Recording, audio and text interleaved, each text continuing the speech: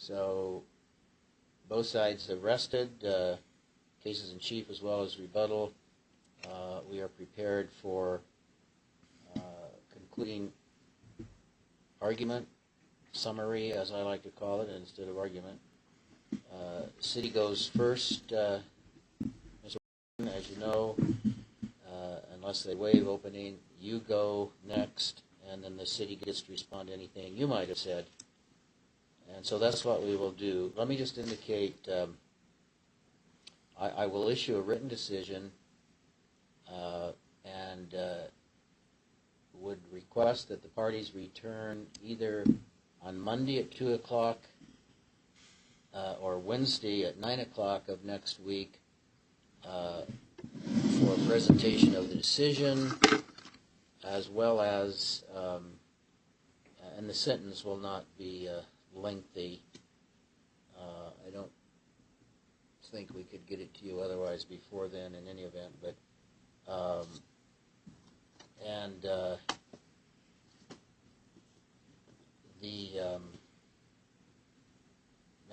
we will consider the penalty phase at that point as well. Is either of those dates available to either of you? I'm available for both, Your Honor. Sure. I'm here. I can make. Right. Is there a preference as to Monday or Wednesday? 9 a.m. both? Monday at 2, Wednesday at 9.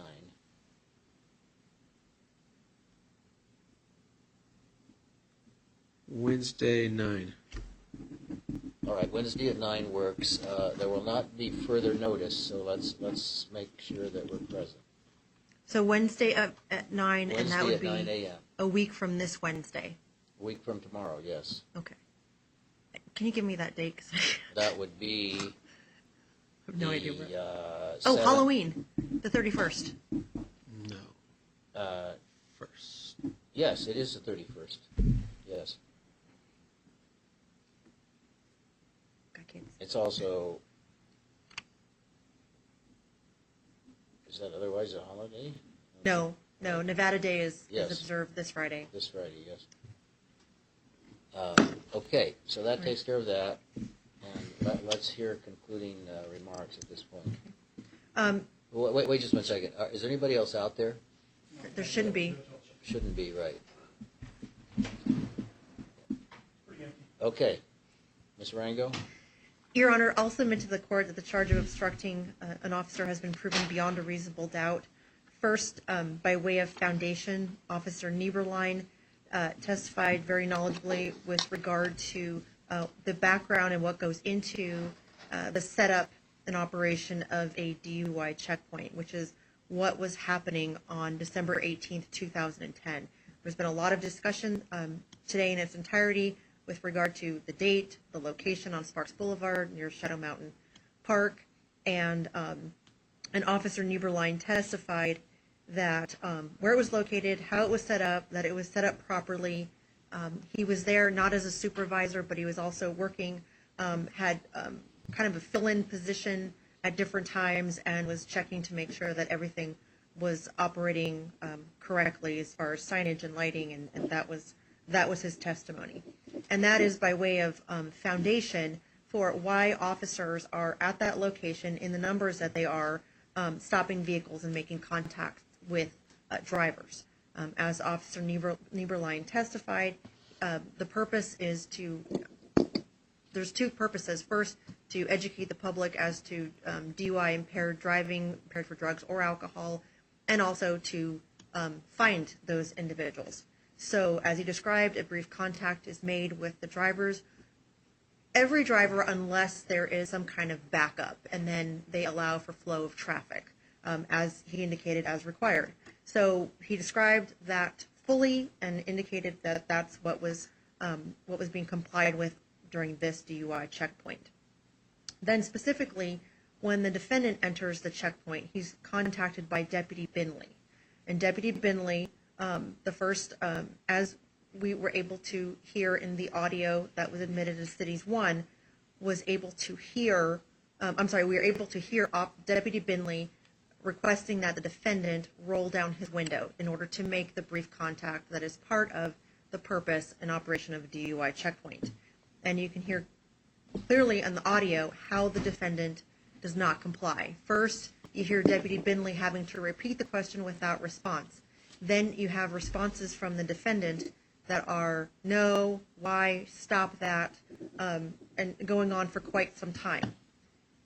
We know from Deputy Binley's testimony, also from Officer Atkins' testimony, that that's what happened, and that as a result of that, Officer Atkins approached the situation. He also was issuing orders to roll down his window. At this point, according to the officers, the window was rolled down a slight amount. And so did Sergeant Dyer testify that the window was eventually rolled down a slight amount. But at this point, Your Honor, based on the evidence of the testimony of the witnesses and the audio tape recording of the incident, which I'll submit to you was present in the defendant's vehicle at the time the defendant arrived at the checkpoint. You can clearly hear his voice when he's 0.2 miles from the checkpoint. And his voice was identified. He had the audio recording. So it's the defendant's audio recording of this incident depicting him as not complying with the officer's order. It's a DUI checkpoint done in compliance with the with Nevada revised statute, all the regulations as described by Officer Nieberlein, and at the time of the stop, the defendant did not comply with the order. It's clear from the testimony and the audio.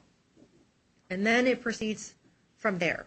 As we can hear on the audio, there is an individual, I believe, identified as Officer Stagmeyer, who didn't testify today, but I believe he was identified on the audio tape as telling the defendant that he was making this worse for himself.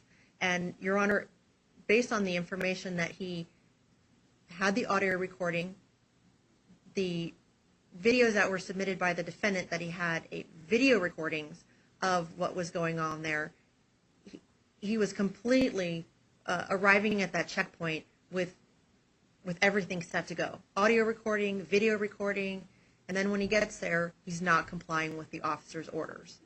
And I think it demonstrates the defendant's intention when he arrives.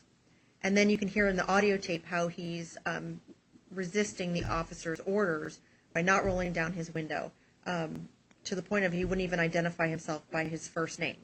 And that's fine. They can call him suspect. They don't have to call him anything. But at that point, he is required to comply with their lawful orders. And then it proceeds from there, Your Honor. He's at the point where he's not complying. Officer Atkins is telling him that he's obstructing, and they've determined that he's going to be removed from the vehicle. He doesn't comply with those orders, and it continues from there to the point where the officers have to remove him from the vehicle. He finally unlocks the vehicle, as Sergeant Dyer testifies. Again, he's issued several orders, and the compliance is eventually. Then he's removed from the vehicle, and he's placed under arrest. There was a lot of discussions about other things, about what happened at the secondary checkpoint. That's really not relevant. What's relevant here is that the defendant arrived at the checkpoint. It was a legal, lawful checkpoint. It was lawful orders that were not complied with by the defendant. And based upon that, Your Honor, I believe he should be found guilty of obstructing. I will not be making a closing statement. Are you sure? Yes. I assume, therefore, Mr. Rango, that you're not. There's nothing to respond to, Your Honor. Right.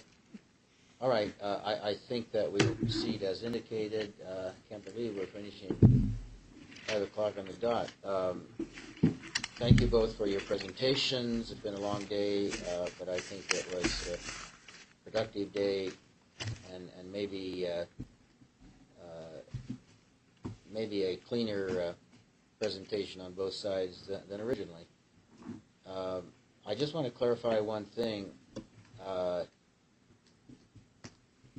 The probable cause basis for a DUI may have been present, but there was never a formal charge of DUI. Is that accurate or not? That's correct, Your Honor, but I mean, I'm not comfortable with answering that question as it's testimonial in nature, because that's not information. I wasn't there as far as arrest or not, but when he, with the proceedings itself. I'm not talking about that. He may have even been arrested for DUI, the probable cause having been present, as we've heard. But I just wanted to establish that, as was testified somewhat confusingly from time to time, that they're elicited by Mr. Warren, I guess, that to, I forget the terminology used, to drop the DUI charge. There was never a formal charging document of DUI. That's correct, Your Honor. I understand your question now. No, there was never a DUI complaint. As a result, the city didn't have to dismiss anything. He was not charged. It was simply as the charges as the court would have received prior to his arraignments, the obstructing and the no insurance, which was dismissed. All right. Court is adjourned, and we'll see you. If I could just address the court for a moment. Go ahead. I would like to thank you very much for your patience with my self-representation. You were very patient with me. Appreciate it. Well, thank you. That's appreciated, and thank you for your participation today. You've done a good job.